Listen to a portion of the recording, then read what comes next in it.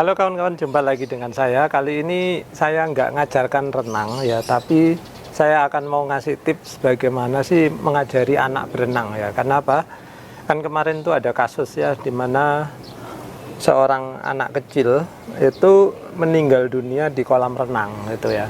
Awalnya dikira tenggelam, namun setelah dilihat CCTV di kolam renang itu ternyata anak ini kelihatannya itu ditenggelamkan oleh orang yang menjaganya gitu.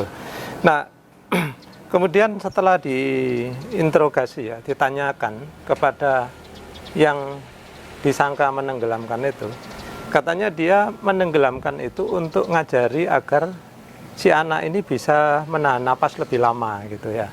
Nah, apakah benar cara mengajarkan berenang ataupun menahan napas lebih lama itu dengan cara ditenggelamkan? Nah, di sini yang akan kita bahas ya.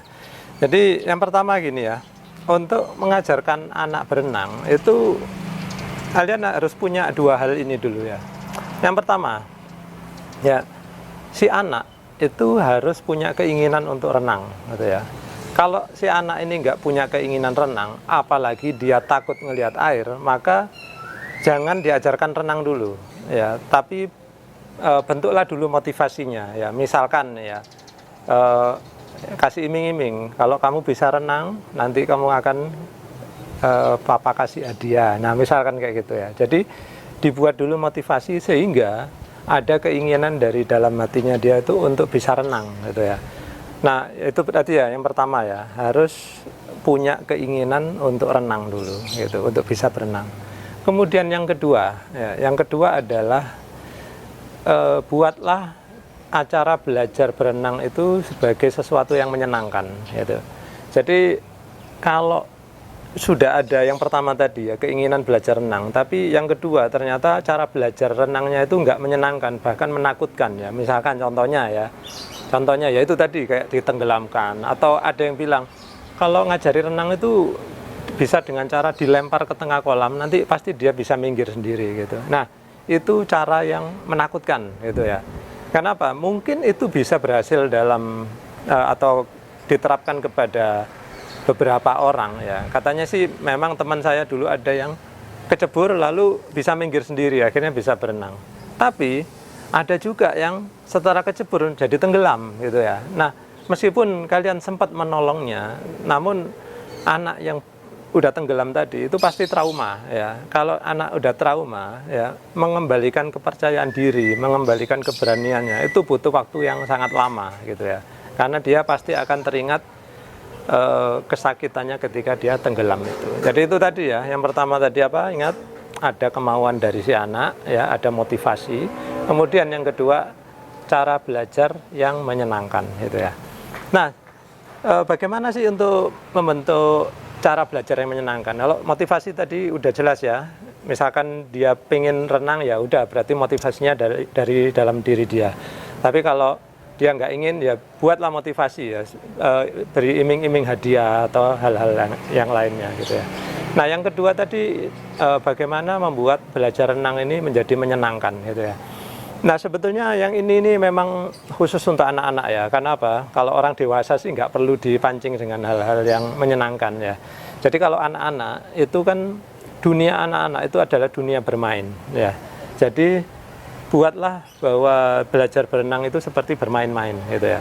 Jadi saya kadang-kadang kalau anak umur masih di bawah 5 tahun gitu ya, saya ngajarinya itu pasti dengan membawa mainan ya, entah itu bola, entah itu mainan yang dia punyain di rumah yang warna-warni menarik ya. Nah, di situ itu mainannya itu biasanya saya jadikan dia untuk membuat dia merasa nyaman ya. Jadi kalau dia sudah melihat mainan, biasanya itu anak kecil itu terangsang untuk apa ya, istilahnya lebih excited atau pokoknya senang lah gitu. Karena apa? Punya mainan. Nah, kemudian mainannya itu sambil diselipin dengan gerakan-gerakan renang ya. Contohnya misalkan saya punya mainan ya yang menarik, lalu saya biarkan mainan itu tenggelam di dalam air ya. Tapi di sini saya bilang tenggelam itu artinya apa? Si anak ini harus belajar di kolam yang dia nggak tenggelam ya. Misalkan anaknya tingginya mungkin ya masih 70 cm misalkan ya, maka bawalah dia di kolam yang kedalamannya kurang dari 70, misalkan 50 atau 40 cm seperti itu. Ya bagi kita mungkin cuma selutut ya, tapi bagi anak kecil kan udah sedada gitu ya. Jadi jangan sampai di tempat yang membahayakan dia. Nah, jadi mainan itu ditenggelamkan, lalu suruh dia ambil. Ketika dia ngambil, mau nggak mau mukanya dia pasti kecelup ya. Lalu dia akan berusaha bagaimana caranya, entah nahan napas atau apa gitu ya, untuk mengambil mainan itu ya. Nah, mungkin dia 1-2 kali masih ketakutan karena mukanya kecelup gitu ya. Tapi jangan putus asa ya. Beberapa anak itu memang ada yang langsung berani untuk mencelupkan wajahnya. Tapi beberapa anak lain mungkin butuh waktu sampai berkali-kali. Misalkan gini contohnya, kali ini diajak ke kolam masih belum berani. Ya, maka coba lagi minggu depan, coba lagi minggu depannya. Jadi kita sebagai orang tua yang ngajarin harus sabar ya. Jangan membandingkan anak kita dengan anak orang lain ya, karena apa? Bakat seseorang ya, bakat anak itu tidak ada yang sama antara satu anak dengan anak lainnya gitu ya. Jadi ada anak yang berbakat renang ya, diceburin di air langsung bisa berenang sendiri, itu ada gitu ya. Nah, sementara ada anak lain yang sangat bertolak belakang, bahkan lihat air yang dalam jumlah banyak itu udah ketakutan ya. Kayak gitu nggak bisa dipaksakan ya. Jadi harus dirangsang. Nah, kalau ternyata ya si anak ini misalkan butuh waktu yang sangat lama gitu ya. Nah, ini belum pernah saya alami sih ya. Karena setahu saya itu semua anak yang saya ajarin yang memang berkali-kali ya. Jadi ada yang butuh itu sampai lebih dari 10 kali untuk belajar. Itu pada akhirnya dia berani untuk berenang atau bisa berenang ya. Dulu contohnya namanya, itu saya lupa namanya ya, tapi nanti kalian akan saya tampilkan lah videonya gitu ya. Nah, anak ini yang saya ajarkan dulu itu sama sekali takut dengan air gitu ya. Artinya apa? Dia itu kalau di rumah dimandiin aja itu udah ketakutan ya. Jadi maksudnya air kalau diguyurkan ke wajah dia itu dia ketakutan sampai teriak-teriak gitu ya. Sehingga susah sekali untuk memandikan dia, apalagi sambil ngeramasin rambutnya gitu ya.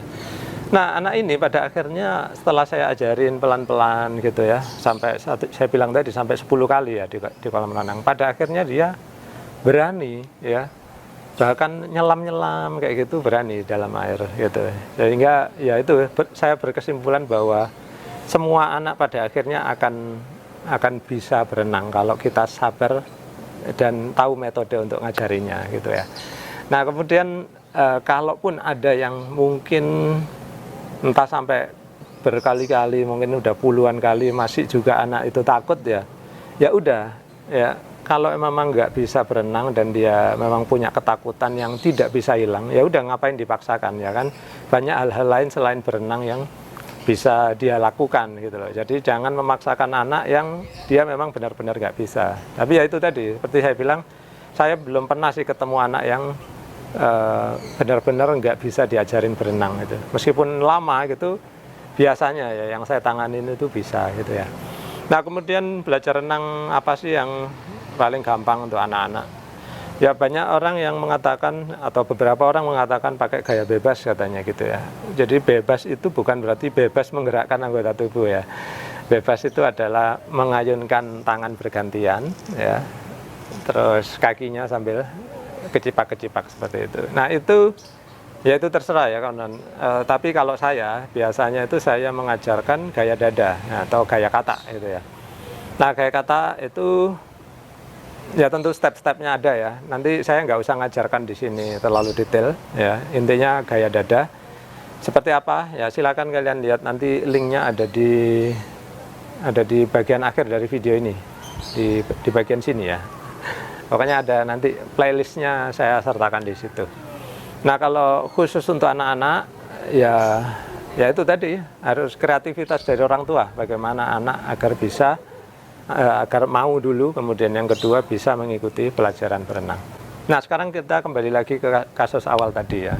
Benarkah cara mengajarkan anak bisa tahan napas lebih lama itu dengan cara ditenggelamkan gitu?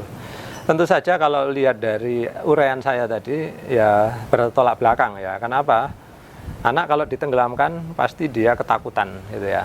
Nah, ingat tadi ya bahwa suasana harus menyenangkan, yang kedua tadi ya. Sehingga metode menenggelamkan itu ya namanya aja menenggelamkan, terus anaknya apalagi ini ya meronta-ronta, itu sudah pasti anaknya tidak senang ya, pasti suasananya tidak menyenangkan. Sehingga apa?